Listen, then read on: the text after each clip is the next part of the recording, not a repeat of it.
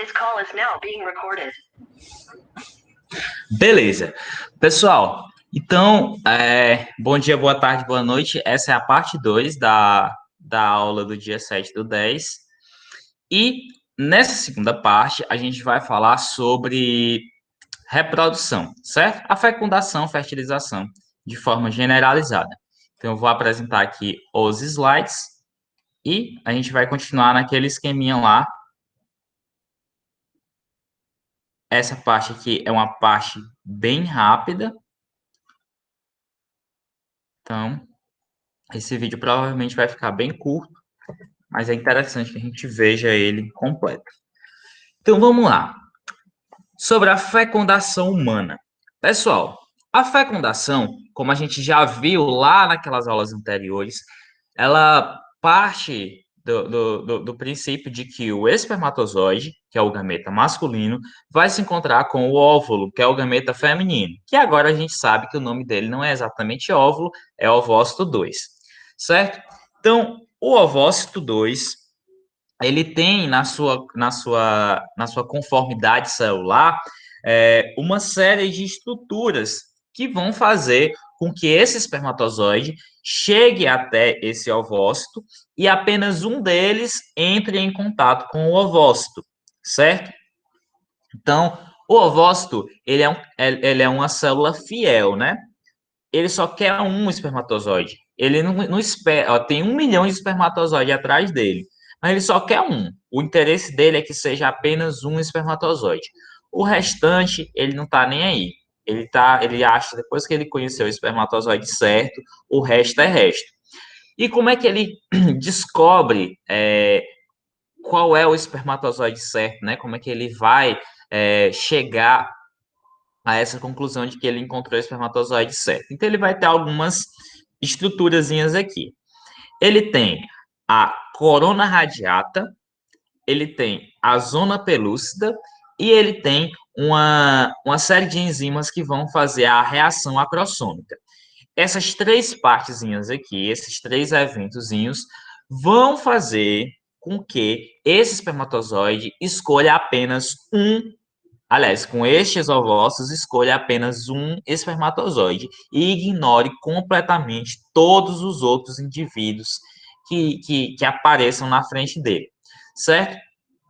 Então, a corona radiata é uma camada externa de células. Então, ó, tá vendo essas célulazinhas roxinhas aqui no esquema? Ó? Elas fazem parte da corona radiata, que é um monte de célulazinhas que ficam aqui ao redor desse ovócito, né?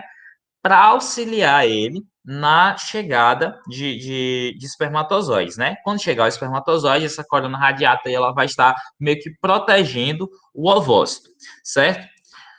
Aí a gente vai ter a zona pelúcida. A zona pelúcida é essa região aqui mais internazinha, né? Essa partezinha aqui mais azulzinha assim. Essa zona pelúcida, né? Que é essa parte aqui, ela vai servir para quê? Ela é uma camada glicoproteica. Aí vai exigir de vocês aquele conhecimento que a gente adquiriu quando eu estava estudando lá a membrana celular. Glico vem de glicose, né? Glicose é um carboidrato. E proteica vem de proteínas, né? As proteínas são proteínas. Então, glicoproteica é uma camada formada de carboidratos e de proteínas. As glicoproteínas, né? Elas servem como receptores. Então, ela vai identificar que aquela célula que entrou em contato com o ovócito, né? Na verdade, é um espermatozoide. Então, ela vai saber, então isso aqui é um espermatozoide. Porque pode acontecer, por exemplo, dela bater na parede do próprio útero, né? Aí, imagina aí, ela bateu na parede do útero, aí ela vai lá e se fecha e não entra mais espermatozoide. Não ia fazer sentido, né? Então, ela tem esses receptores para detectar que aquilo ali é um espermatozoide. E, obviamente, tem a reação acrossômica. Lembre lá que o espermatozoide, quando ele é formado, o complexo de Golgi do espermatozoide, ele gera um saquinho, né? E esse saquinho aí, ele tá cheio de enzimas. Eu falei isso aí ontem para vocês, né? Esse saquinhozinho aqui cheio de enzimas serve para quê?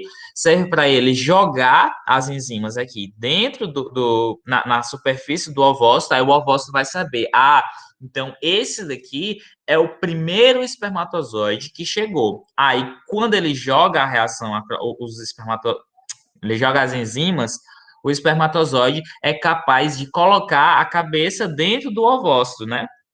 Aí o ovócito vai lá e corta a cabeça do espermatozoide. E o resto fica do lado de fora. Depois, todos os outros espermatozoides que tentarem jogar essas enzimas aqui no ovócito, ele vai dizer assim: não, meu parceiro, o primeiro já chegou, ele já entrou, você não pode mais entrar. Então, essa reação acrossômica aqui serve para ele identificar que o primeiro já chegou e o restante não pode mais entrar. Beleza? Aí, depois que a gente tiver esse encontro aqui, né, que o espermatozoide colocar a parte do seu núcleo dentro do ovócito, a gente vai ter a fusão dos pronúcleos, né? Ó, esse termo pró aqui significa primeiro, né? Os primeiros, lembra dos procariontes, eles surgiram primeiro que a carioteca, então eles não têm uma carioteca. Então o pronúcleo ele surgiu primeiro do que o núcleo de fato do zigoto, né? Ele é um núcleo haploide, ele é um núcleo N. Então a fusão desses dois núcleos aí vai formar um núcleo 2N. N mais N é igual a 2N, certo? Então, ó, toda vez que o espermatozoide chegar aqui, depois do primeiro já ter entrado, ó, o ovócito ele vai lá recusar a entrada de qualquer outro organismo, de qualquer outro espermatozoide dentro desse ovócito. Professor, pode acontecer do ovócito receber dois espermatozoides? Não vou dizer que não pode, mas se acontecesse, o que aconteceria aqui? O núcleo seria 3N. E aí esse indivíduo não é viável, né? Ele não vai nascer. Por quê? Porque ele tem 3 vezes o número de cromossomos. Ó, 23, 3 vezes 3 é 9, 3 vezes 2 é 6. Ele teria 69 cromossomos. Um indivíduo com 69 cromossomos é capaz de sobreviver? Não, pessoal, se o indivíduo que tem um cromossomo a mais ou um cromossomo a menos já nasce com anomalias cromossômicas, imagina um indivíduo que tem 69 cromossomos. Ele não vai nem ser gerado, né? Ele vai ser abortado antes de nascer, né? Vai ser um aborto espontâneo. Então, é por isso que os espermatozoides só pode entrar um em cada ovócito, né? Se entrar dois, então o indivíduo vai ser inviável geneticamente, né? Geneticamente ele não vai ser capaz de de ser gerado. Compreenderam que a parte da fecundação é uma partezinha bem simples, na verdade. Todo mundo compreendeu? Compreendi, professor. Vou ver aqui no chat se alguém respondeu. Sim. Mais alguém tem alguma dúvida?